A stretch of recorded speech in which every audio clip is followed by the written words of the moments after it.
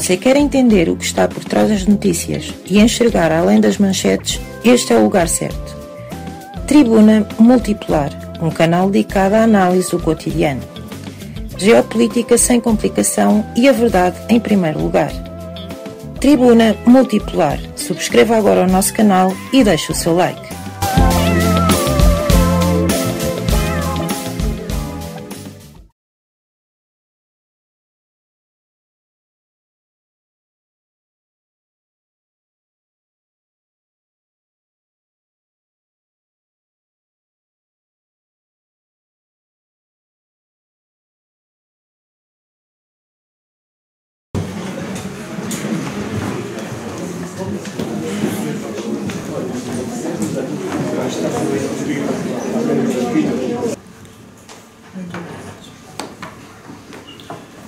Boa tarde a todos, mais uma vez. Quero começar por saudar todos os assistentes a esta conferência, estejam eles presentes aqui nas instalações da Universidade Popular do Porto, ou estejam connosco através do canal organizador deste evento, o canal do YouTube Tribuna Multipolar, ou dos canais nossos associados, os canais Mundo Multipolar, Brasil Grande, canal do TET, Mídia Livre, canal da Geopolítica, Rede de Canais Progressistas, M65, Fala Sério TET e outros, além dos amigos que nos acompanham através do Zoom. Obrigado a todos por estarem connosco. Aproveito também a oportunidade para manifestar um agradecimento sincero à Universidade Popular do Porto, que desde a primeira hora colocou as suas instalações e os seus equipamentos à disposição para que esta conferência pudesse ter lugar e pudesse ser transmitida. Será de inteira justiça realçar que esta mesma Universidade Popular do Porto já nos habitou à sua disponibilidade e solidariedade para com iniciativas cuja meta tem a ver com objetivos democráticos e progressistas.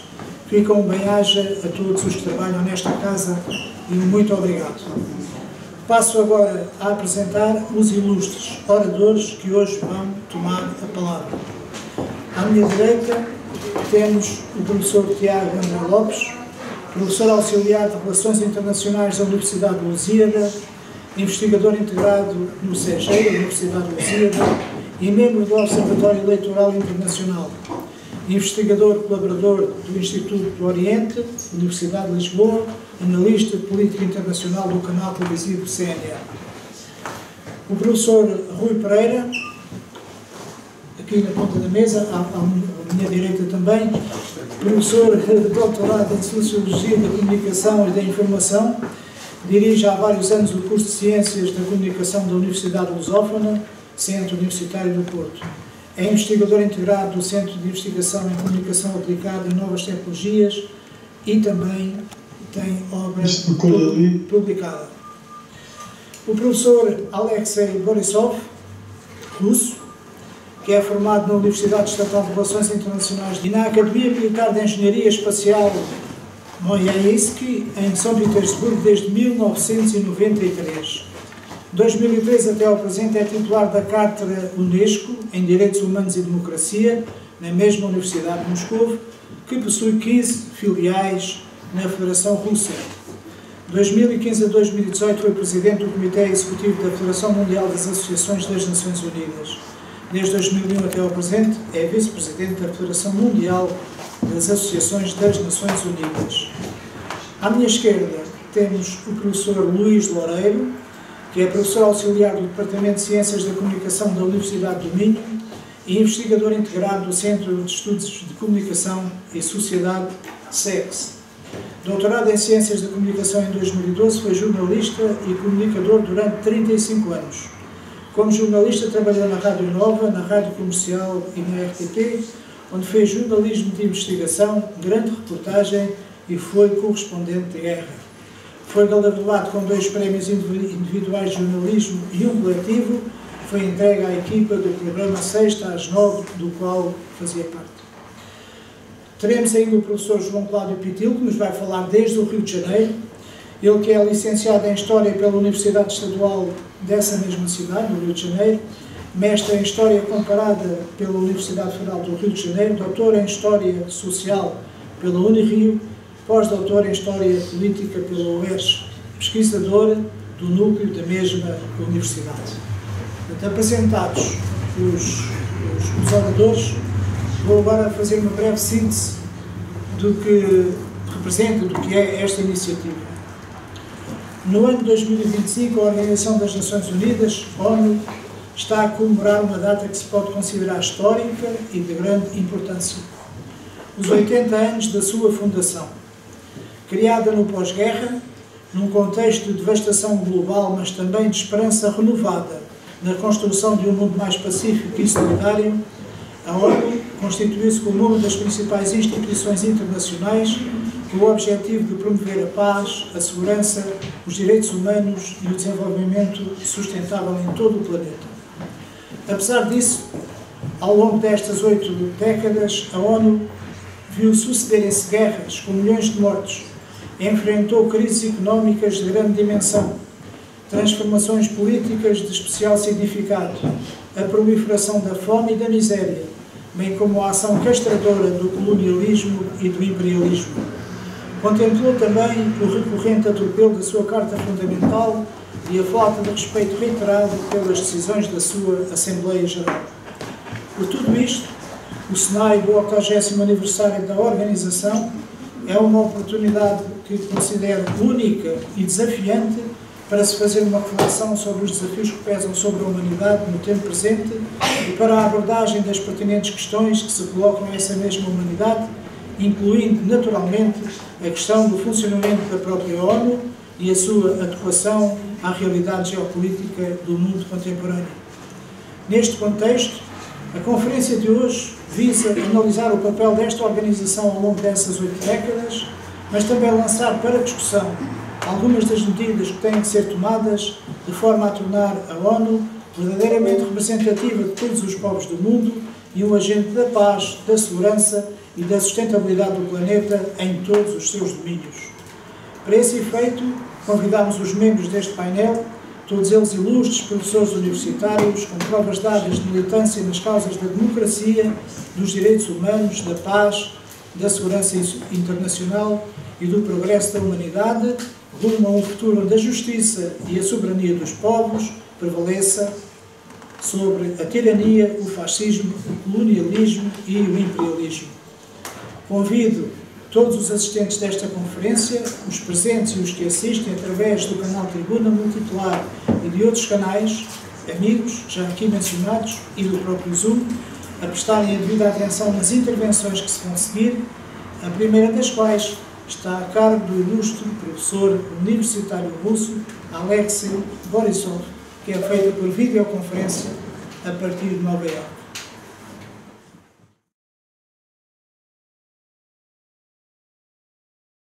Уважаемые дамы и господа, уважаемые коллеги, друзья, я рад приветствовать вас от имени Российской ассоциации содействия ООН, Всемирной Федерации Ассоциации содействия ООН, отсюда из штаб-квартиры Организации Объединенных Наций в Нью-Йорке.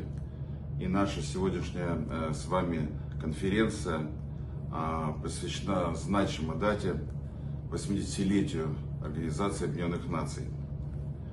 Наше сегодняшнее мероприятие, я уверен, станет одним из вкладов в текущий процесс подведения итогов уже пройденного пути, а также способствовать выявлению ключевых вызовов настоящего и, что особенно важно, поможет наметить пути дальнейшего развития и модернизации глобальных систем управления.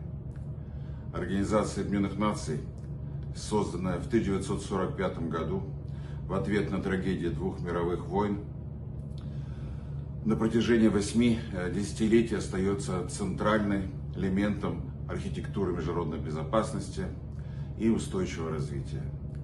Несмотря на сложнейшие кризисы, трансформацию международных отношений, растущие вызовы в области экологии, цифровизации, глобального неравенства, организация продолжает выполнять свою миссию, объединяя государства, общество и людей ради общего блага. Российская Федерация, как основатель Организации Объединенных Наций, неизменно выступает за укрепление ее мандата, поддержку центральной роли в международных делах и развитие конструктивного диалога в рамках универсальных многосторонних механизмов. Эта позиция остается неизменной на протяжении десятилетий. Особое значение придается работе с гражданским обществом, которое должно играть не вспомогательную, а равноправную роль в международной системе устойчивого развития. Российская ассоциация содействия ООН, как член Всемирной Федерации Ассоциации содействия ООН, создана в 1956 году и на протяжении уже почти 70 лет последовательно работает над укреплением международного партнерства, популяризацией целей и ценностей Организации Объединенных Наций, вовлечение регионов, университетов, бизнеса, важно очень, молодежи в реализацию глобальных инициатив.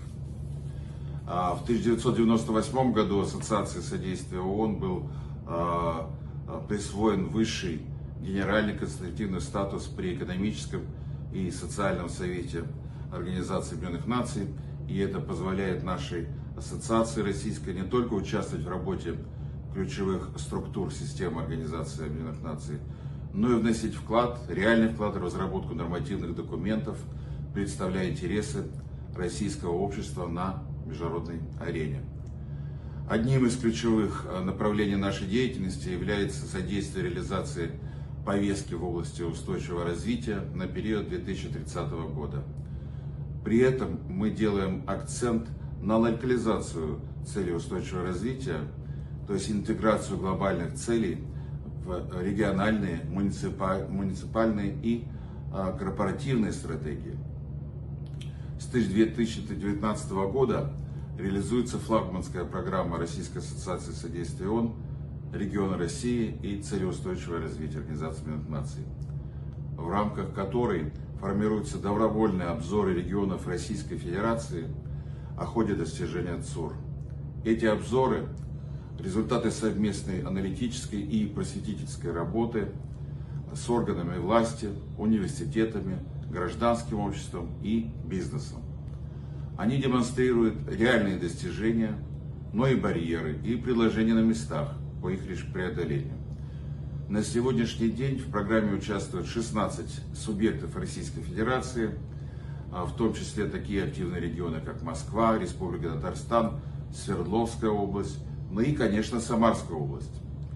Результаты обзоров регулярно представляются на международных площадках Организации Объединенных Наций, включая форумы высокого уровня в Нью-Йорке, экспертные заседания в Женеве, Бангкоке, Аддис-Абебе и других.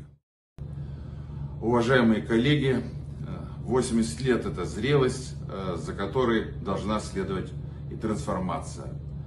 Модель ООН, основанная на принципах инклюзивности, справедливости, равноправия и ответственности, требует обновления, но без утраты этих основополагающих принципов. Мы убеждены, будущее Организации Объединенных Наций зависит от активности ее участников. И в этом смысле каждая страна, каждый регион, каждая организация и каждый человек имеет право голоса и возможность влиять. Именно поэтому мы так ценим мероприятия, подобные сегодняшнему. Благодарю вас за внимание, за интерес к работе Организации Объединенных Наций и за ваш вклад в устойчивое и мирное будущее. Желаю всем участникам конференции продуктивного дня. Спасибо большое за внимание.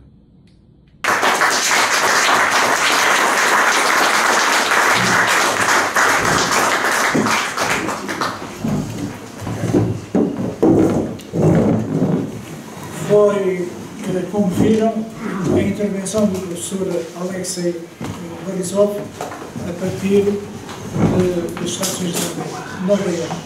E agora vamos ter o prazer de ouvir o professor Luís Loureiro e contamos a seguir ter diretamente do Rio de Janeiro o professor João Cláudio Platanico Pitido. A palavra está com o professor Luís Loureiro.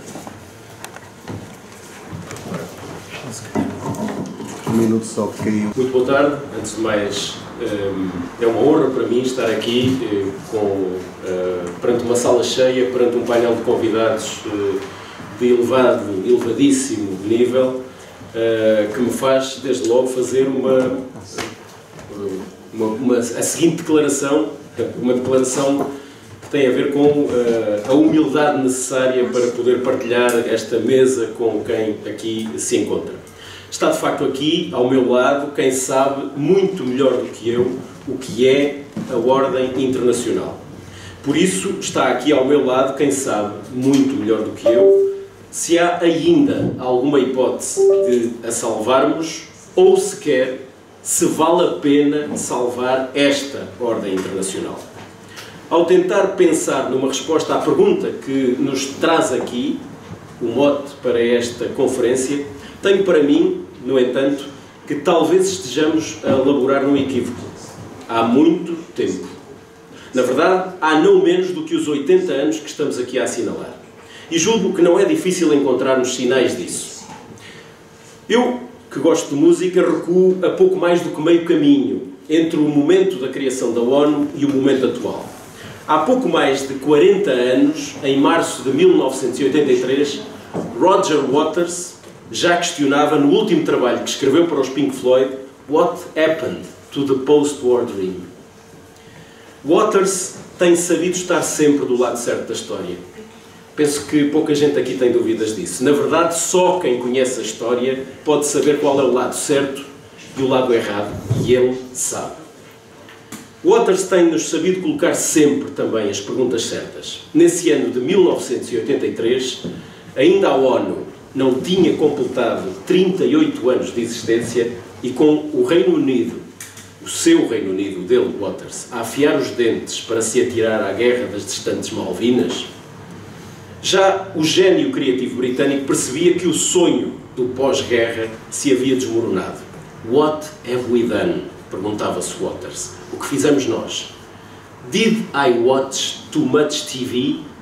Outra pergunta, a que voltarei daqui a pouco.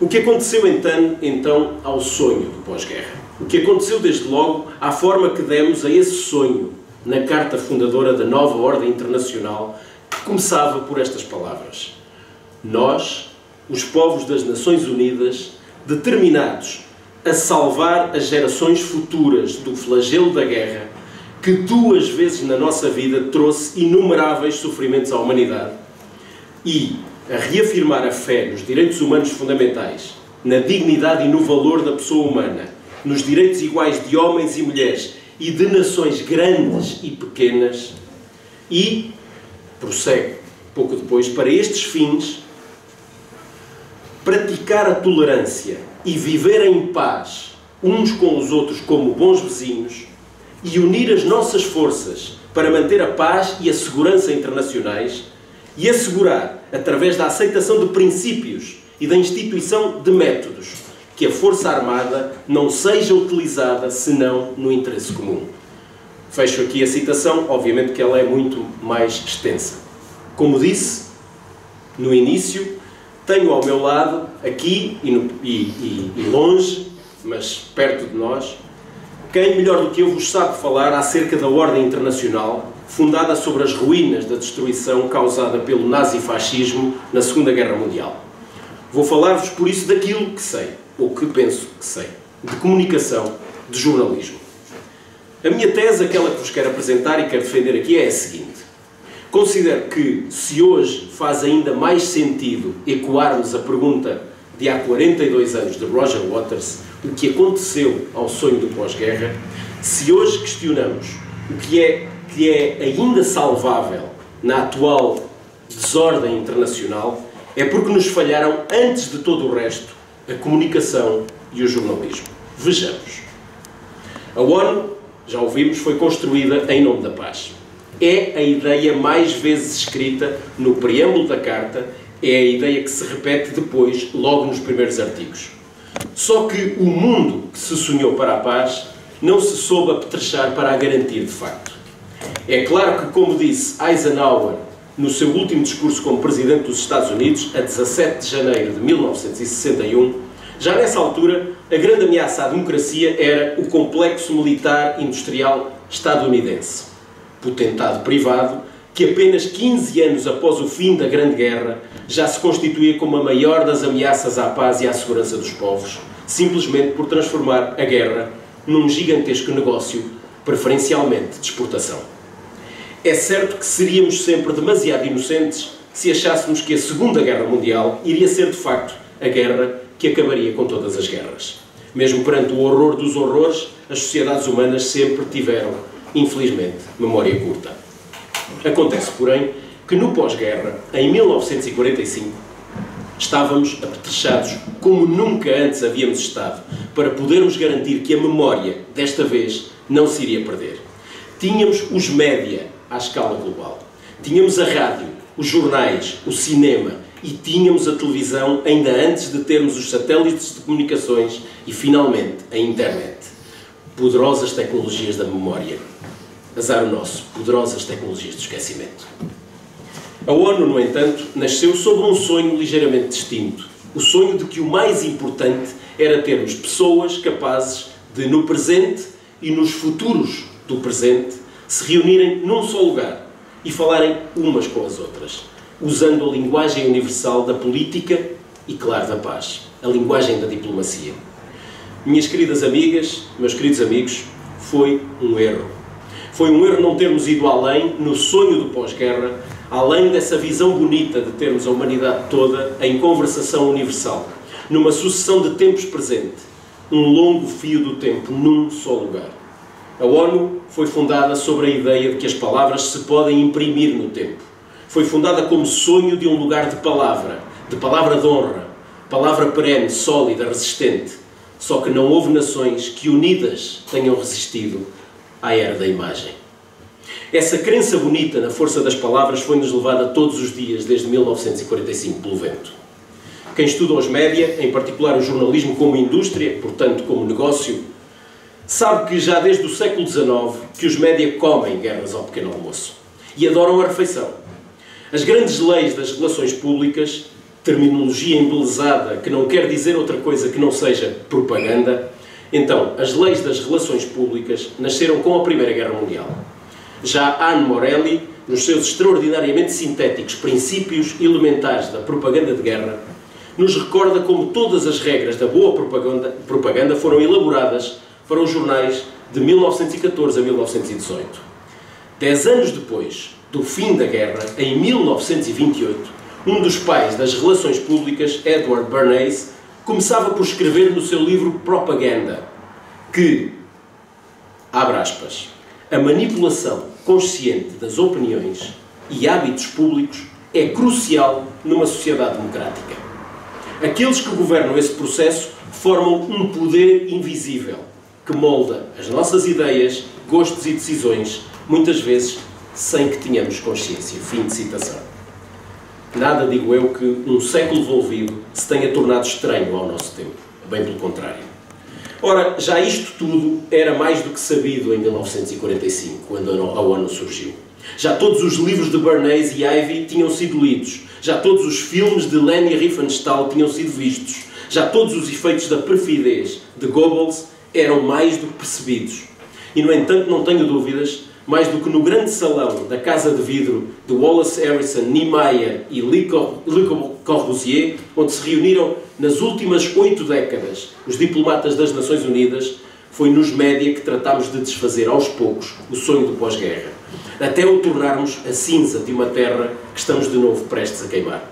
De facto, hoje é mais do que visível a permanente sabotagem da diplomacia, ou que a permanente sabotagem da diplomacia se faz, essencialmente, no terreno da comunicação.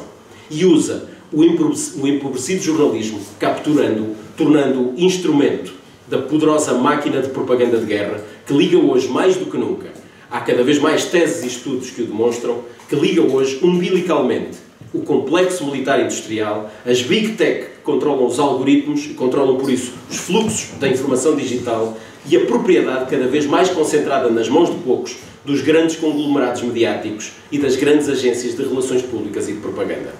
Tudo isto está intimamente ligado. Há quem lhe chame, quem tem estudado isto, o complexo militar mediático industrial ou, mais recentemente, o complexo Big Tech militar industrial. A este propósito, há, se o quiserem procurar e tiverem a paciência de o ler, um ensaio científico que escrevi a meias com o meu amigo Rui Pereira, hoje, para azar dele, à extrema-direita da mesa. Aqui presente, portanto. Que demonstra da mesa. Ali é ao contrário. Isto dali é ao contrário. Isto ali é ao contrário, é verdade. Tens razão. Daqui a pouco calmo, mas para já. Este ensaio, pensamos, demonstra o modo como o atual campo de batalha ucraniano, que é aquilo que ele estudou, foi meticulosamente preparado, com muitos anos de antecedência, através da criação e instigação escalatória de um campo de batalha comunicacional na Ucrânia primeiro e no Ocidente global depois. Ora, visto tudo isto, não nos deve surpreender que a própria palavra diplomacia e conceitos que a ela se associam, que iremos de certeza falar aqui, ou ouvir falar aqui, como, por exemplo, a mediação de conflitos ou a construção da paz, pareçam estar em desuso no atual léxico comunicacional. É provável que algumas pessoas aqui não saibam que um dos grandes teóricos da paz é também, curiosamente, um dos grandes teóricos do jornalismo. Falo de Johan Galtung, desaparecido há 2 anos, que fez da sua carreira académica um hino aos estudos da paz, concretizado, aliás, no Instituto, o Peace Research Institute, que fundou em Oslo em 1959. Foi Galtung que compreendeu, arrisco a dizer, muito antes de todos os outros, a íntima ligação entre a paz e o jornalismo.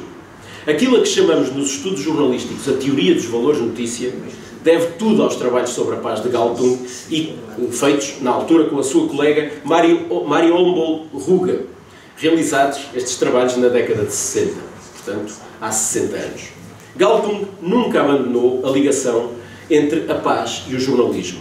Acabaria mesmo por formular uma proposta que intercepta ambos, a de se trabalhar a partir da crítica ao jornalismo de guerra, transformando-o e substituindo-o por jornalismo de paz. Os pressupostos afirmados por Galtung são, à luz do que hoje observamos nos média, absolutamente chocantes. Não deveriam ser.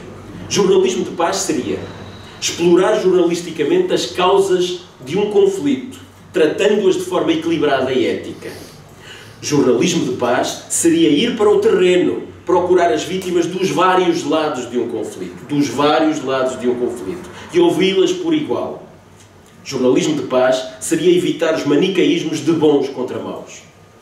Jornalismo de paz seria, portanto, o exato oposto da contrafação grave a que somos todos os dias submetidos pelo bombardeamento propagandístico dos média belicistas. Penso, de facto, que é nos média que temos vindo a fazer, ou melhor, a desfazer e a espezinhar o sonho do pós-guerra. Em 1983, Roger Waters perguntava se andávamos a ver demasiada televisão. Não preciso de responder, pois não. É por tudo isto que insisto. Há 80 anos que, penso, laboramos num equívoco. Assinada a 26 de junho de 1945, a Carta das Nações Unidas, cujo preâmbulo há pouco vos li, em parte, só entrou em vigor 4 meses depois, a 24 de outubro, a data que aqui hoje assinalamos mais ou menos com uma diferença de dias dos 80 anos. Na verdade, antes de se tornar realidade, já o sonho do pós-guerra, afirmado no espírito da Carta das Nações Unidas, era letra morta. Tinha sido feito letra morta nos dias 6 e 9 de agosto, os dias dos bombardeamentos atómicos dos Estados Unidos que arrasaram Hiroshima e Nagasaki. Vejam o que se passa no meio dos 2 atos.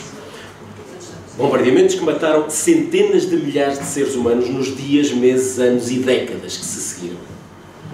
Um mês depois daquele que é, ainda hoje, o maior crime contra a humanidade cometido no mais curto espaço de tempo, um jornalista australiano, Wilfred Burchett, publicava no jornal Daily Express uma extraordinária e desassombrada reportagem que fez em Hiroshima, intitulada The Atomic Plague, a praga atómica, começando por escrever: I write this as a warning to the world. O sério aviso de Burchett ao mundo, o primeiro repórter a perceber que a bomba atómica era não só a arma mais mortífera que alguma vez a espécie humana havia concebido, mas uma verdadeira praga que perduraria nas vidas de quem tivesse tido o azar de sobreviver aos ataques. Este aviso sério de Burchett ao mundo de pouco lhe valeu. Rotulado de comunista pelo infame macartismo estadunidense, devido ao seu jornalismo corajoso e independente, verdadeiro jornalismo para a paz entre os povos, comunista por ter revelado primeiro a inenarrável atrocidade de Hiroshima e Nagasaki, a sua verdadeira escala, e pouco depois as atrocidades que se lhe seguiram na Península da Coreia, não por acaso cometidas pelos mesmos, Burchett foi perseguido até ao fim da sua vida. Na verdade, o aviso ao mundo não era o que Burchett tinha feito nas páginas do Daily Express, mas este: quem se mete com os Estados Unidos, leva. O verdadeiro aviso ao mundo do pós-guerra foi o de que o controle dos média faria doravante parte fundamental do controle imperial sobre o mundo. Na prática, o controle dos média faria parte da infraestrutura visível, do tal poder invisível, da infraestrutura invisível, do tal poder invisível de quem passaria na nova ordem internacional a decidir sobre a paz e sobre a guerra. Este sim foi para mim o verdadeiro ato fundador daquilo a que estamos aqui hoje a chamar a ordem internacional. Por isso arrisco dizer, para concluir, que desta ordem internacional não há muito que valha a pena salvar. Devemos salvar, sim, a Carta das Nações Unidas, recuperar o seu espírito. O que implicará, numa ordem internacional futura, percebermos que não haverá sonhos de paz que sobrevivam onde haja média hegemónicos, controlados por elites económicas e financeiras, que continuem a fazer banquete da guerra. Em nome dos senhores que, controlando ao mesmo tempo os grandes médias e a máquina propagandística das agências e dos lobbies de gabinete, as grandes tecnologias da informação e as grandes tecnologias militares, tudo ao mesmo tempo, estes controlarão o mundo assim, decidindo se nele haveremos de viver em paz ou no estado de guerra interminável, guerra permanente, em que nos encontramos há décadas, como outro extraordinário e igualmente perseguido jornalista do nosso tempo e igualmente australiano, Julian Assange, tão bem soube denunciar. Muito obrigado.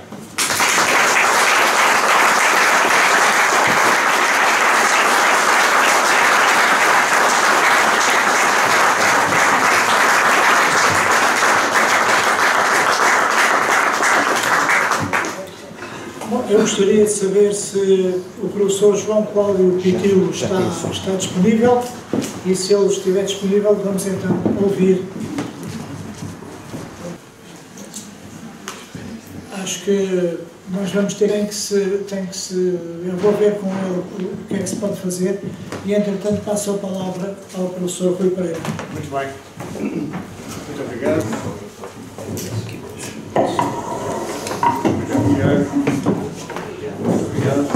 Ora bem, suponho que boa tarde a todos. Suponho que se houve aqui lá em casa, não tenho a certeza, mas... Pode dizer que sim? Ok, ótimo, ótimo. Então, boa tarde a todos. Muito obrigado por este convite ao Francisco Balsinha, com quem costumo partilhar as emissões nas noites de domingo da Tribuna Multipolar. É um gosto estar aqui com o Luís Loureiro, estar aqui com o Tiago André Lopes, pessoas que têm tido com o Francisco Balsinha, evidentemente, com os nossos professores, companheiros e colegas internacionais, e pessoas estas, as nossas aqui de Portugal, que nós conhecemos bem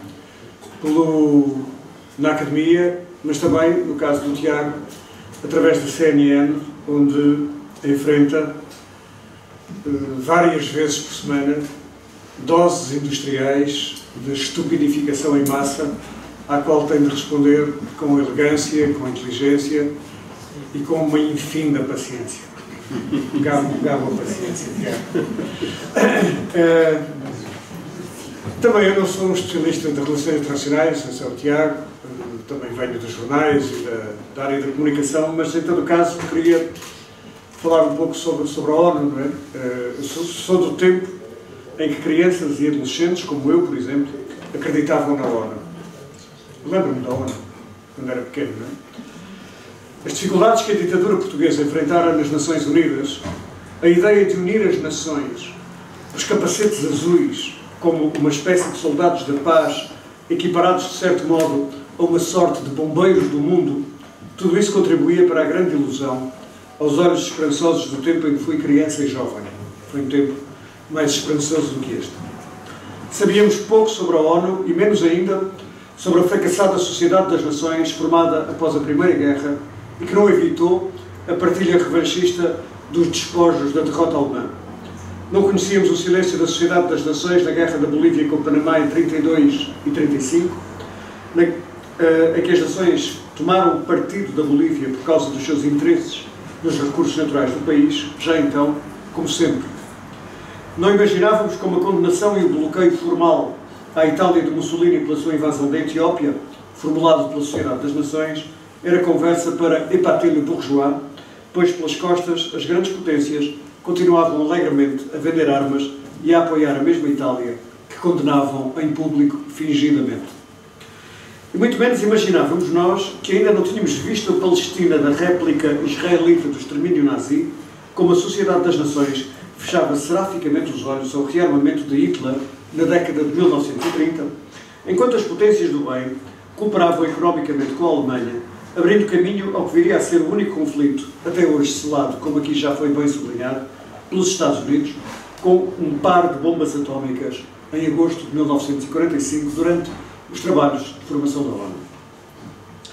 Nada disto entrava em contas no simulacro de justiça que, em grande medida, foi o Tribunal de Nuremberg, uma sorte de justiça dos vencedores, cujos crimes ficavam convenientemente de fora, à medida que se iam revelando os crimes dos vencidos, transformados nos únicos criminosos daquela história.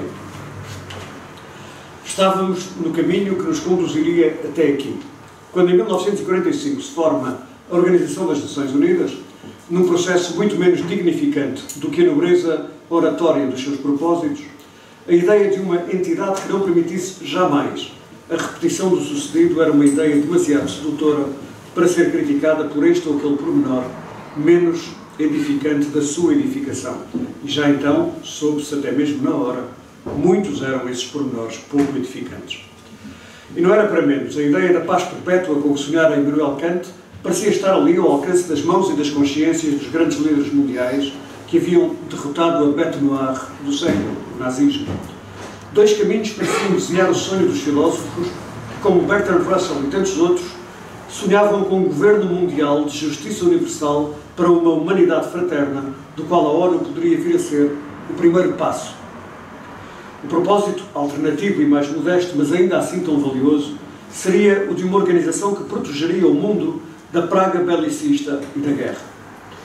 Só a ONU, através da sua cúpula executiva, o Conselho de Segurança, poderia declarar a guerra e só poderia fazê-lo em nome da paz.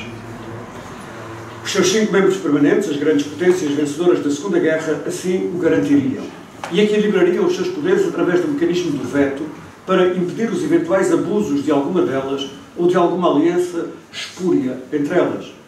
A blindagem aparente, através de um ensaio em torno da igualdade das grandes potências, escondia, porém, a incorporação no seu próprio coração da desigualdade entre as nações, remetida para uma Assembleia Geral, cujo poder decisório vinculativo se limitaria a questões internas da organização e não aos grandes problemas exteriores do vasto e esquecido mundo.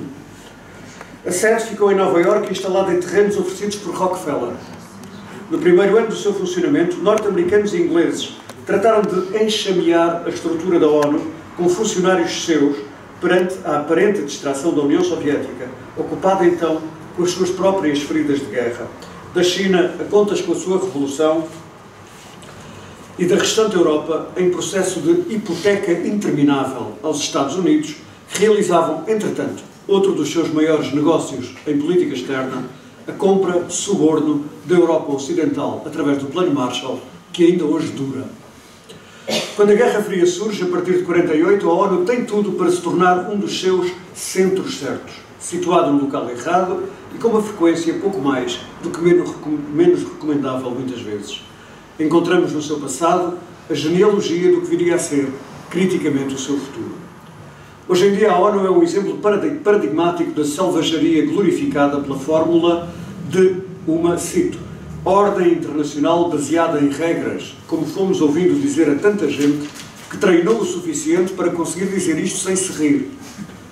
É provável, como escutei um diplomata italiano há algumas semanas numa conferência internacional em que a ONU esteve no centro das discussões, que talvez a ONU nunca tenha atingido um ponto tão baixo na sua história como hoje.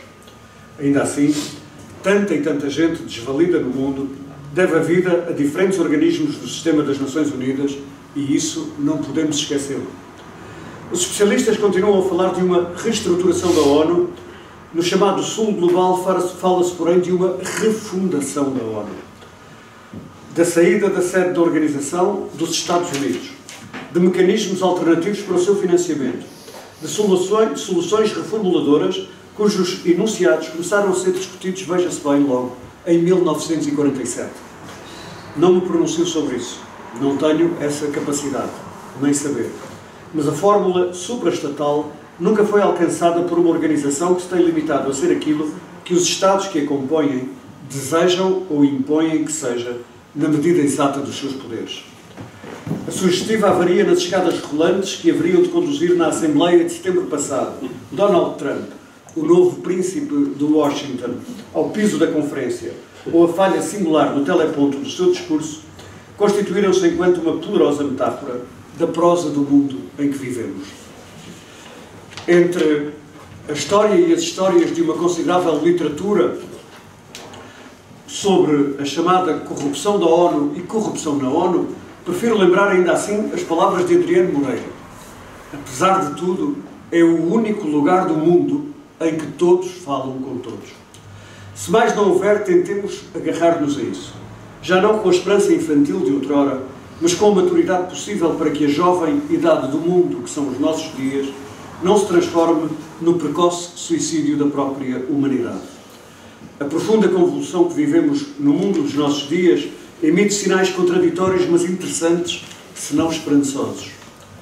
As contradições da ordem até aqui hegemonizada pelos chamados vencedores da Guerra Fria acentuaram-se, talvez irreversivelmente, a partir da intervenção militar russa na Ucrânia, com a cadeia de reações a partir daí desencadeadas e que tanto a Rússia como a China não creio que tenham falhado em prever.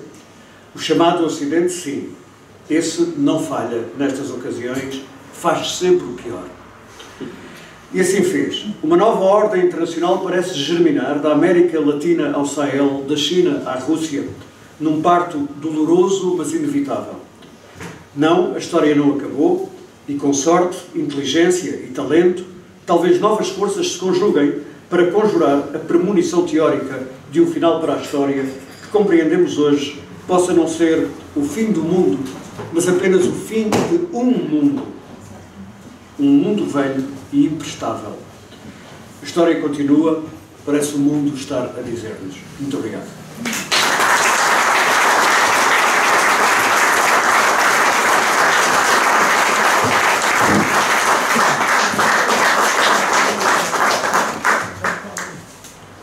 Finalmente, parece que é possível ouvirmos o professor João Platenic Pitilo. Há pouco a intervenção dele não conseguiu cá chegar nas devidas condições devido a falhas da internet, portanto não foi culpa de ninguém, foi, enfim, uma situação técnica que levou à interrupção da intervenção do professor João Cláudio Pitilo. Vamos agora então ouvi-lo. Querido Balsinha, demais companheiros e companheiras, vocês me ouvem e me veem? Parece que sim, né? Eu quero fazer um agradecimento enorme pelo convite. Quero mandar um abraço para a Universidade Popular do Porto. Quero dizer que participar dessa conferência é uma grande honra, porque o tema dos 80 anos da ONU precisa ser visto e visto de maneira crítica. A ONU surge num contexto de paz, onde o trauma do fascismo, o trauma da Segunda Guerra era muito grande, mas nós esquecemos de definir que paz iria reger o mundo que viria a seguir. E nós vimos que transitamos entre a Pax Romana para a Pax Americana. Isso já se mostrou ruim no início, quando permitimos que a sede da ONU fosse para os Estados Unidos. O país que mais rasga a Carta da ONU e que mais vezes transgrediu todo o conceito de paz e concórdia que se manteve na Constituição da ONU. Ali foi a nossa primeira falha, quando permitimos que os Estados Unidos digam quem pode ou não ingressar na sede da ONU. Toda a expectativa de que a ONU pudesse reger um mundo equilibrado foi por terra da maneira que foi fundado o Estado de Israel, sob o auspício do terrorismo contra o povo palestino, sem ouvirmos o povo palestino, sem entendermos a demanda do povo árabe, que ainda não tinha definido seus estados nacionais. Os erros continuaram quando a ONU decidiu abraçar e gerenciar a Guerra da Coreia, atacando um país que tinha acabado de nascer, um país que reagia a tudo que foi feito durante a Segunda Guerra Mundial, onde os Estados Unidos havia prometido desocupar a Península Coreana. Não fez isso até hoje. E, pelo contrário, é o responsável principal pela tensão na Península Coreana. Logo em seguida, nós vimos mais uma vez os Estados Unidos transgredir a Carta da ONU com a criação do Plano Colombo, onde elevou as tensões a patamares gravíssimos na Ásia, em que, logo em seguida do fim da Segunda Guerra Mundial, nós vimos grandes tensões na Ásia com a tentativa dos Estados Unidos ocupar as antigas colônias da França, da Holanda e da Inglaterra. O imperialismo estadunidense levou, em algum momento, todo o Sudeste Asiático a estar em guerra. Vimos o Laos, o Camboja e o próprio Vietnã ser barbaramente bombardeado. Antes disso, vimos em 3 anos a Coreia e a sua capital ser calcinada, quando que esse próprio Estados Unidos chegou a requerer o desejo de bombardear com armas nucleares a China e a Coreia. Seguimos sob o auspício do imperialismo, marcando essa onda. Todos os movimentos de insurgência que surgiram na América Latina e na África foram tratados de maneira seletiva dentro dessa onda. Nem tudo estava errado. Muitas agências da ONU tiveram papéis determinantes, importantíssimos, para combater a fome, a miséria, a desigualdade no nosso antigo terceiro mundo. Mas isso era só uma matéria primária. Por trás disso, continuava o domínio do imperialismo, a criminalização da insurgência e a dificuldade da ONU em pautar um mundo mais justo e soberano. Avançamos durante a Guerra Fria, vendo o bloco socialista ser demonizado, caluniado. Vimos a dificuldade que foi para a independência da África se tornar em desenvolvimento com paz. Vimos a dificuldade dos movimentos de insurgência serem melhores analisados e tratados pela ONU no contexto da América Latina. Um dos maiores fracassos da ONU é a pertinência do bloqueio contra Cuba, que permite que os Estados Unidos definam praticamente quem pode ou não vender para Cuba. É inaceitável que a ONU não tenha oferecido uma alternativa viável ao bloqueio contra o povo cubano. Esse bloqueio também está em outros lugares, o povo coreano também sofre com esse bloqueio. A mesma ONU que se sentou em cima da destruição do Iraque, da Líbia, agora da Síria. Nós vemos o ataque covarde e sistemático contra os Houthis no Iêmen, vimos o Irã ser duplamente agredido, e acho que isso pode ser coroado com a guerra na Ucrânia, onde o véu da hipocrisia de europeus e estadunidenses caíram a um silêncio da ONU, com a formação de hordas fascistas, com o retorno de símbolos fascistas, com o reabilitar de figuras que serviram ao fascismo e que tem a Ucrânia, a Polônia, os Estados Bálticos, a Hungria, como base desse retorno ao fascismo. Vimos como é que a Europa, completamente de joelho, recorre à guerra e ao Instituto Anti-Rússia, uma russofobia completamente descabida para os dias atuais. Essa ONU continua impotente, assistindo a guerras fratricidas no continente africano, como a que acontece no Congo, como a que acontece no Sudão, E essa ONU, com seus capacetes azuis, tiveram um papel absurdo, um papel que a gente pode dizer que foi um papel canalha no Haiti. O Haiti é uma das principais falhas da ONU. Um país que já foi ocupado várias vezes pelas tais tropas de paz e continua em frangalhos. Inclusive, uma das últimas vezes, com tropas brasileiras que tiveram um papel abominável no Haiti. Chegamos a esses 80 anos para fazer uma grande reflexão. A ONU precisa não só mudar o local da sua sede, mas precisa fazer uma reforma muito grande nas suas agências, principalmente na que cuida do mundo do trabalho. O mundo do trabalho vem sendo barbaramente atacado por esse sistema de aplicativos de trabalho remoto. A inteligência artificial promete desempregar muito. Os sistemas de previdências sociais são atacados num contexto deliberado pelo neoliberalismo e a ONU não pensa uma alternativa para isso. Estamos vendo um mundo onde as pessoas estão tendo que trabalhar mais tempo, engarrafando o ingresso dos mais jovens. Ou seja, um mundo onde as pessoas precisam trabalhar até morrer e morrem trabalhando. A questão da comida, da fome no planeta continua cavalgando a passos largos, com as grandes corporações do Ocidente ditando como e onde vai ser produzida a comida. Da mesma maneira que o ataque à criança, o ataque aos menos favorecidos, continua com o monopólio das empresas farmacêuticas, colocando preços absurdos em remédios que são vitais para o desenvolvimento e para a vida nos países subdesenvolvidos. Há um lufo de esperança com essa própria organização dos países do sul global a partir dos BRICS.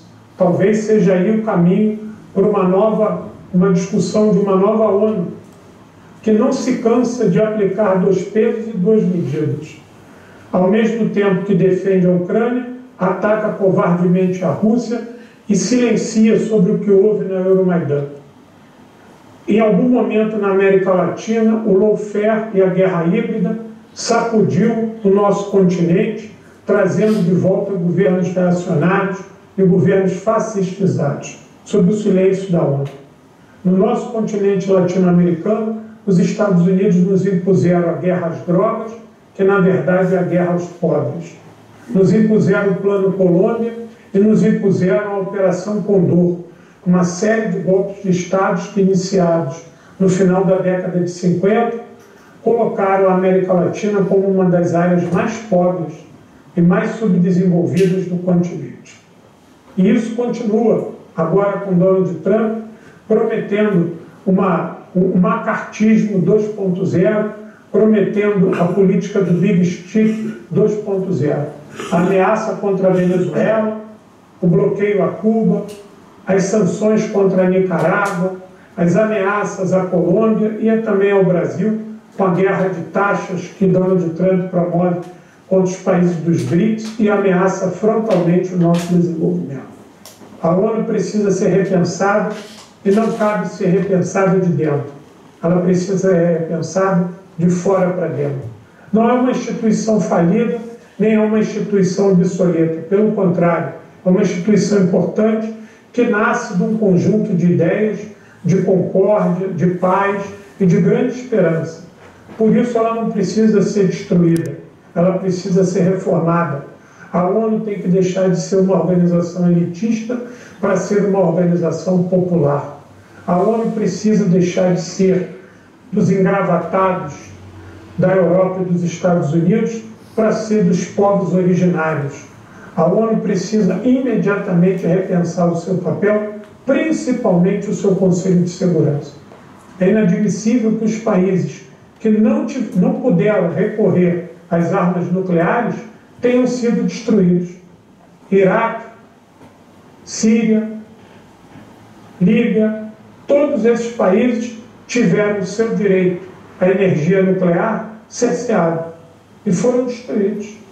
E a Coreia, que teve que recorrer às armas nucleares para não ser invadida e destruída, sofre bárbaras sanções desde 2017.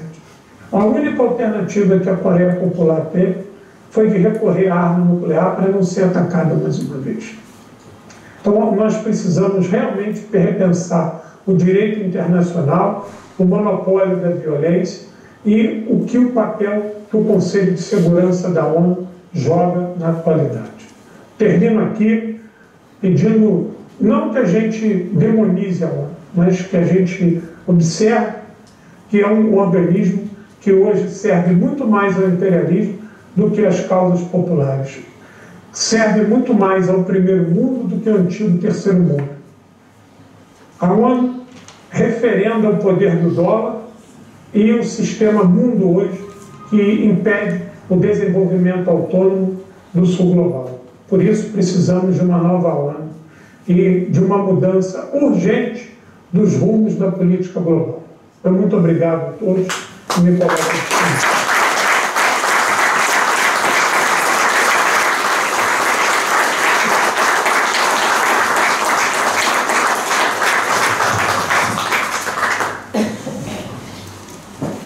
Houve um momento, quando esta conferência estava a ser preparada, em que se me colocava a questão, se nos colocava a questão, se íamos fazer uma conferência só com portugueses ou se íamos tornar a conferência internacional com a participação de, enfim, pessoas como a que acabamos de ouvir.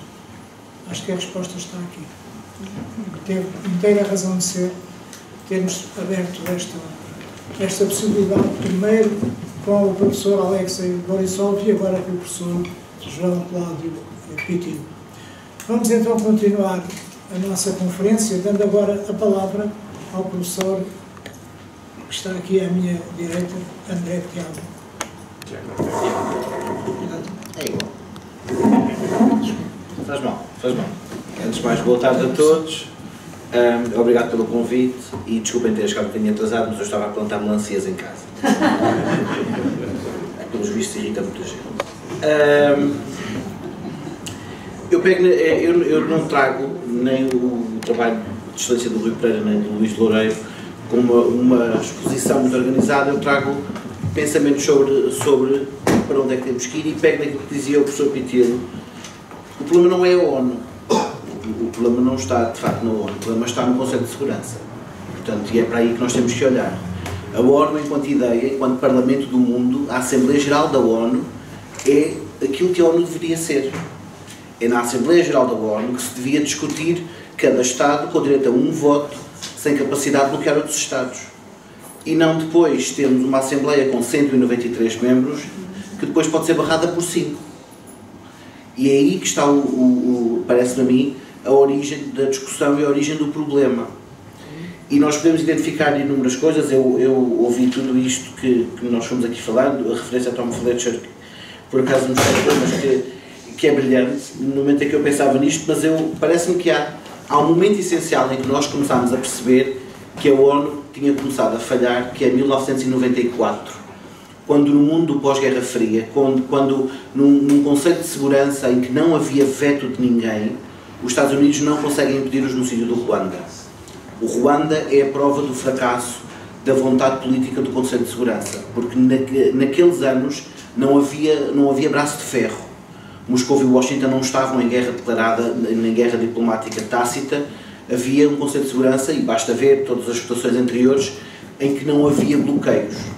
Havia o tal mundo unipolar, e esse mundo unipolar não conseguiu impedir nada do que aconteceu no Ruanda. Aliás, as questões que nós temos bizarras do número de tropas belgas serem reduzidas de 10 mil para 250 24 horas antes de começarem os 100 dias de horror do Ruanda são prova desse mesmo fracasso. E, portanto, a partir do momento que o genocídio do Ruanda aconteceu, e depois de termos jurado em 45 que não repetiríamos este tipo de situações, a ONU devia ter entrado naquele momento num processo de reflexão profunda e não o quis fazer. E aí é que está o problema, é que perante uma fragilidade, a ONU, em vez de parar um pouco e de pensar o que é que queria fazer, a ONU seguiu em frente, com o mesmo mecanismo, com o mesmo modelo e sempre com o mesmo receio. E o Conselho de Segurança é muito fácil de explicar. O Conselho de Segurança, quando foi criado, em alta e em Potsdam, quando ele estava a ser desenhado, O veto só aparece por uma razão, porque se o veto não aparecesse, os Estados Unidos não iriam aderir, tal como não tinham aderido à Sociedade das Nações. O veto foi um doce que se teve que dar a um Estado que, se não tivesse um pouco mais poder que os outros, não entraria para o grupo desses mesmos Estados. E isso era um problema, porque a Sociedade das Nações tinha falhado exatamente por isso, porque os Estados Unidos tinham ficado fora, a União Soviética na altura tinha ficado fora e portanto, os grandes poderes da altura da Sociedade das Nações estavam ambos de fora. E na ONU não se quis fazer isso, queria-se todos os poderes dentro da instituição e não fora dela. E portanto criou-se este mecanismo que fez sentido no início e no aparecimento. No pós-guerra era importante de facto ter um diretório que tomasse decisões rápidas, mas esse diretório devia ter tido prazo de validade e não teve. Foi-se esticando, foi-se prolongando e foi-se entretendo, primeiro na Guerra Fria, numa guerra tácita de bloqueios permanentes e depois num imobilismo e nesta paralisia estranha. E portanto 94 é talvez um desses momentos que eu acho que é essencial para percebermos a fragilidade da ONU. E além de 94 é recuarmos a quinta-feira. Não é preciso recuarmos muito, basta ir a quinta-feira. Na quinta-feira o Conselho de Segurança da ONU teve uma sessão sobre o Sudão. E eu acompanhei uma parte substancial dessa sessão sobre o Sudão e acima de tudo marcou-me quando Thomas Fletcher, o alto representante da ONU para as questões da coordenação humanitária, falava quase num tom de desespero, elegante mas desesperado, em que ele dizia estas bonitas declarações que todas as delegações estão aqui a fazer não salvam as vidas já perdidas, não dão dignidade, nem dão respeito, nem dão segurança a quem já morreu. A situação no Sudão degrada-se e nós estamos aqui entretidos a fazer declarações bonitas mas vazias. Quando um dignitário da ONU tenta apelar aos diplomatas que estão na mesa, façam um pouco mais do que declarações, e o que sai da reunião de quinta-feira é apenas uma nova declaração, isso é um problema de facto. E é um problema grave, porque não me parece que no Sudão haja propriamente grandes divisões e grandes divergências políticas, e portanto é um sinal claro de que o Conselho de Segurança neste momento é o maior entrave e a maior barreira a que a ONU funcione para aquilo que ela deveria funcionar. E nós temos exemplos, o Rui falava disso, o professor Claudini também, de como as agências da ONU estão a ensinar à ONU como é que se faz. A Unicef, por exemplo. A Unicef, quando decidiu, há uns anos atrás, dar à Palestina o estatuto de Estado-membro, pendeu sobre a Unicef a ameaça norte-americana de congelamento de fundos norte-americanos. Que de facto aconteceu. A Unicef continuou a trabalhar. O que aconteceu foi uma substituição. Houve outros Estados que aumentaram as suas contribuições para suprir. E de repente os norte-americanos descobriram que não conseguiam controlar a agenda, porque não financiam, não controlam. E a partir dali a Unicef começou a agir com outra direção e com outro propósito. Ou seja, houve quase que, se quisermos, houve alguma resistência a esta ideia do, se aprovarem que nós não queremos, então isto não vai dar. E o outro lado disse, não, mas a altura é agora, nós vamos aprovar de facto, os senhores bloqueiam, é uma decisão vossa, mas nós vamos continuar. Se em vez de fazermos 10, tivermos que fazer 7, fazemos 7, mas que continuaremos a fazer. E foi isso que aconteceu com a Unicef, e não só com a Unicef, com uma série de organismos dos quais os Estados Unidos saíram, tem havido uma extraordinária resiliência para outros ocuparem esse espaço. E aquilo que agora se começa a perceber, e essa é a parte interessante de quem vai olhando para a ONU, é que de repente os Estados Unidos perceberam que não controlam quase nenhuma das suas agências. Por autoculpa. Porque foram saindo das mesmas politizando-as, foram saindo das mesmas em birras diplomáticas, e de repente descobriram que os outros Estados conseguiram ocupar o seu espaço. A China foi ocupando com financiamento, o Irão foi ocupando com agenda, o próprio mundo do chamado Norte Global, o Canadá, Estados europeus, foram se substituindo. É verdade que não com o mesmo volume, é verdade, em alguns casos teve que se repensar a missão. É verdade que se calhar não com a mesma publicidade, a tal agenda mediática que é tão importante, porque infelizmente o mundo que não é falado é quase como se não existisse, e isso é parte deste problema. E, portanto, as agências dão-nos o primeiro caminho, que o caminho é possível reformular de facto. Obviamente que estas discussões sobre a reformulação da ONU vão sempre bater depois num ponto que já todos vocês ouviram substancialmente, que é esta questão de, se for para manter o Conselho de Segurança, então como é que fazemos? O problema é que não há solução para isso, porque qualquer proposta de alargamento que seria interessante, se for para alargar os que têm veto, vamos apenas complicar uma estrutura que já é complicada desnecessariamente. Dar mais poder de veto a mais Estados, mesmo que temos o critério da geografia, nós não podemos esquecer que os Estados são liderados por pessoas, e as pessoas têm agendas próprias, e já percebemos, e terrificamente nos últimos anos, que por vezes o pendor das eleições cai para caminhos estranhos. E, portanto, aumentar o número de Estados com veto não vai resolver grande coisa. Criar um sistema de bloqueio ao veto também não vai resolver grande coisa. E, portanto, há uma série de problemas com esta questão de... O outro problema vai ser este. E aí, obviamente, todos, a Rússia inclusive, a China também, são parte dessa dificuldade. Como é que se tira poder de veto a quem tem veto agora? Como é que se diz a Washington, a Pequim ou a Moscovo, parece um bocadinho mais simples, Londres e Paris, que a partir de agora não vão poder votar? Que vão ter que ir por maioria, que vão ter que construir consenso, que vão ter que dialogar uns com os outros. Que agora parece ser uma dificuldade. Nós descobrimos nos últimos anos que, pelos vistos, não se pode dialogar com o outro lado. Descobrimos uma outra coisa, e na ONU, infelizmente, temos visto isso, especialmente nas Assembleias Gerais da ONU, descobrimos uma coisa nova, que é um mundo onde a diplomacia deixou de ser diplomática. A diplomacia nasceu, e essa é a minha área de estudos, a diplomacia nasceu de uma necessidade de nós falarmos com aqueles que nós não compreendemos e com os quais estamos a guerrear, para perceber o que é que eles querem e como é que nós podemos alterar o cenário para não voltarmos a esse ponto. Não nasceu para que aliados conversassem uns com os outros. É óbvio que é importante aliados conversarem, mas não é para isso que a diplomacia serve. E quer a ONU, quer outras instâncias internacionais, tornaram-se agora este palco estranho, onde amigos apenas conversam com amigos e rivais não conversam. Não é para isso que há diplomacia. A diplomacia serve para conversarmos e tentarmos compreender o mais possível o que é que o outro quer. Qual é o propósito, qual é o objetivo, porque é que aquilo... E às vezes a questão é muito simples. É porque é que aquilo que o outro quer é tão importante para o outro lado. Mesmo para nós pareça ilegítimo, imoral, mas porque é que o outro lado quer? E estas coisas desapareceram. E a ONU deixou-se enredar nos seus processos, nos seus procedimentos e nos seus mecanismos internos, e ela acaba por estar paralisada por si própria. E essa é a grande dificuldade aos 80 anos, é que a ONU não consegue seguir em frente porque criou um mecanismo que a aprisionou ela mesma. E que em 94 deu esse primeiro sinal, mas não foi o único. As discussões da Líbia, por exemplo, também todos nos lembramos, para fechar os céus da Líbia, foram terríveis. A pressão sobre os Estados não permanentes, sem poder de veto, também. Nós sabemos, por exemplo, em 2013, se não me engano, quando Portugal era membro do Conselho de Segurança da ONU, e de vez em quando ia fazer votações que eram menos inteligentes, e era relembrado da inteligência daquilo que iria votar. E por vezes votações que Portugal teria feito contra passaram a ser abstenções. E portanto, porque há obviamente formas de fazer isto, e às vezes até formas muito elegantes pelo silêncio. E depois há pontos em que a ONU nos dá a solução e em que a ONU deixa que essa solução seja também destruída. E há um caso que para mim é o mais interessante deles todos, que é a questão do Iémen, que foi aqui referida, que eu acho que é importante nós não perdermos de vista. O Iémen teve um processo de cessar-fogo e teve uma proposta de cessar-fogo antes de começar a confusão agora com Israel e a Palestina, que cessou formalmente em 2021. E o cessar-fogo manteve-se. Todos os lados conseguiram manter o cessar-fogo vivo. E o cessar-fogo só cai verdadeiramente quando começam a cair no Iémen mísseis vindos não de iemenitas contra iemenitas, não de iranianos contra a Arábia Saudita, mas vindos de Israel. Da mesma Israel que se incomoda com as minhas melancias.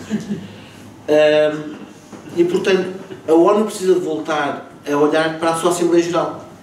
É na Assembleia Geral que está a razão pela qual o Rui Pereira olhava para a ONU e para os capacetes azuis com esperança quando era mais jovem, e para a qual eu, enquanto académico, ainda acho que do ponto de vista, pelo menos académico, a ONU faz sentido, faz muito sentido, mas é muito difícil, e eu ainda ao semestre passado dei a cadeira de Organizações Políticas na Lusíada, e este ano eu pedi à direção da faculdade para eu não a dar.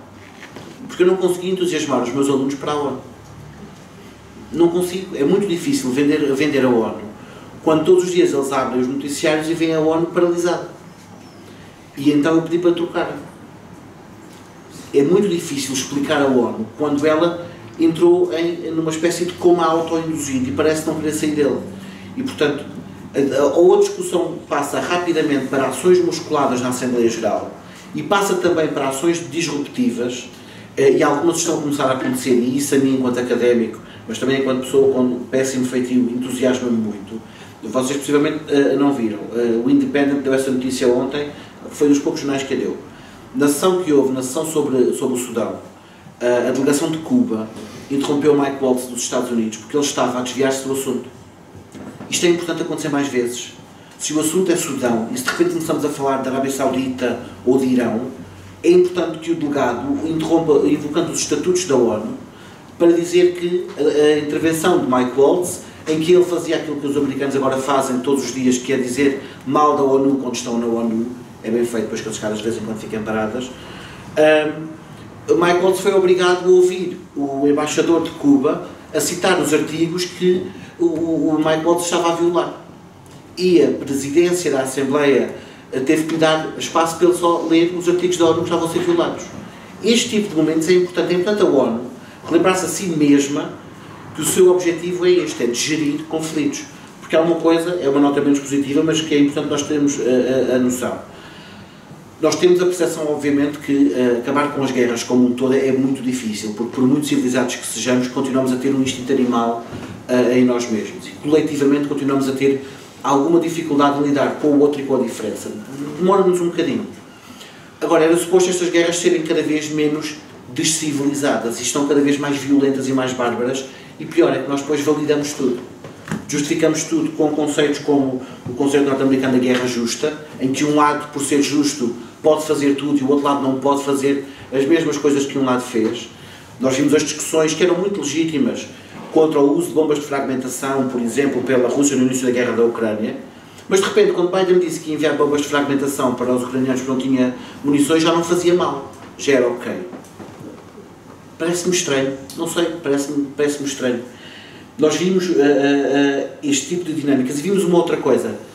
Vimos um bocadinho perder a esperança quando, por exemplo, eu acho que vocês todos perceberam isso, se nós olhamos para os objetivos do milénio e olhamos para os objetivos do desenvolvimento sustentável e vimos a ONU perder a esperança, porque nos primeiros a ONU ia acabar com a pobreza e nos segundos ia aliviar a pobreza. Não é a mesma coisa. E, portanto, este desistir de ter ideais e este aceitar da realidade de forma passiva, como se ela fosse uma inevitabilidade, em política não há inevitáveis. A única inevitabilidade que nós temos todos é a de respirar e a de beber água. Tudo o resto são escolhas. O que é que vamos comer, se vamos dormir, são tudo escolhas. Podem ser más escolhas, mas são tudo escolhas. E, portanto, a ideia do inevitável, a ideia de tem mesmo que ser assim porque de outra forma não dá sempre. Dá sempre para ser diferente. É sempre possível fazer um pouco melhor. A reformulação da ONU, volto a dizer, é possível, mas tem que acontecer na Assembleia Geral e o professor Platini dizia isso e eu acompanho também, tem que envolver de forma séria, e não como costuma ser feito, a academia. Tem que envolver a sociedade civil transnacional. E não pode ser ouvir como... Nós somos ouvidos muitas vezes, eu várias vezes sou chamado, e felizmente nos últimos meses, para minha surpresa, de vez em quando sou até chamado para ir a algumas embaixadas europeias, porque querem ouvir a minha opinião por ser um bocadinho fora do mainstream, mas fico sempre com a ideia que é uma espécie de ouvir bibelô, é para ouvir o diferente. Porque é que ele pensa assim? E fizemos a nossa cota de pluralismo e de diversidade de opinião. Mas não vamos lá muito a sério, mas já o ouvimos. Temos que ouvir e temos que incluir essa pessoa, essas vozes, esses projetos que pensam um bocadinho diferente. Não tem mal nenhum. Não temos, obviamente, que aceitar tudo o que todas as vozes vão trazer, mas temos que incluí-los no processo de reflexão. E esse processo de reflexão, porque normalmente quando nós ouvimos falar de processo de reflexão, a mim assusta-me sempre. Dá-me sempre a ideia de que é uma coisa que vai ser tirada para as calendas. Tem que ser rápido. Porque nós estamos a ver o facto de Donald Trump ter autorizado o regresso aos ensaios nucleares não é um bom sinal. Nós estamos a ver que o tempo para a ONU se reformular é cada vez mais curto. E convinha que essa reformulação começasse urgentemente. E iniciativas como esta da Universidade Popular do Porto, que tem que ser saudada, são importantes. É importante que pessoas como todos vocês e quem está a acompanhar à distância, tenham prescindido de um sábado, até um sábado com o melhor tempo do que qualquer suposto, para discutir o que é a ONU, para ouvir pessoas falar da ONU e para fazer questões sobre elas. Eu estou aqui até mais para isso, para ouvir questões e para discutir um bocadinho com vocês. Eu já sei o que é que penso e, portanto, tenho muito pouco a acrescentar a mim mesmo.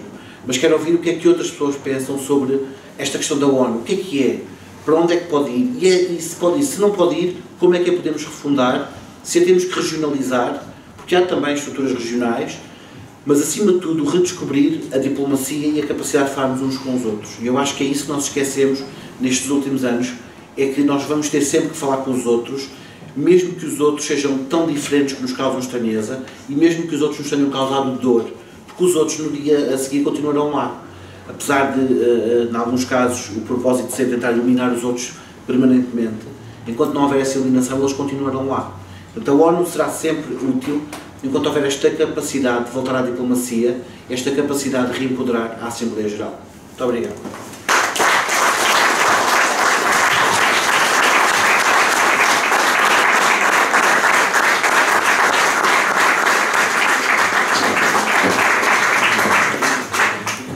Nós estamos no final desta conferência e eu tenho que agradecer em nome também dos meus colegas aqui do painel, tenho que agradecer a todas as pessoas que vieram até aqui à Universidade Popular do Porto e que estão aqui nesta sala, mas que estão também na outra sala ali ao lado.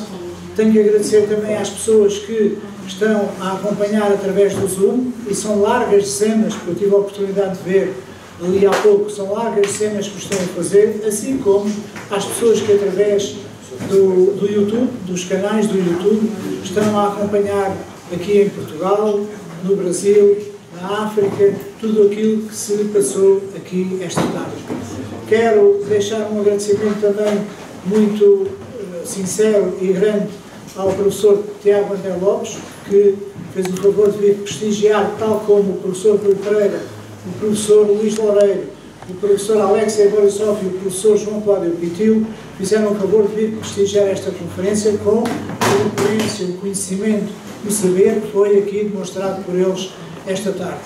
Quero também pedir a vocês, se eventualmente não conhecem ainda o canal Tribuna Multipolar, é um canal do YouTube, é um canal novo, um canal que foi fundado há 2 meses, é um canal que procura trazer uma informação alternativa, uma informação verdadeira, um canal no qual contamos com prestações de pessoas de enorme valor, como por exemplo o caso do professor Rui Pereira, que está aqui, o professor Luís Loureiro, que ainda não esteve numa live, mas estará futuramente.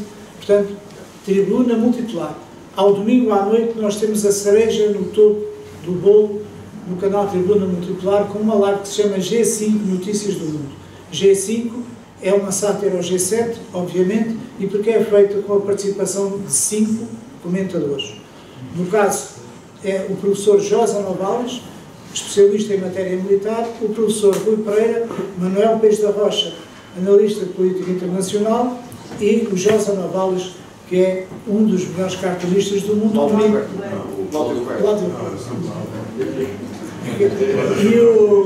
E comigo a mudar. Portanto, amanhã, domingo, às 22h30, G5, Notícias do Mundo, no canal do Multipolar. Obrigado a todos. Obrigado.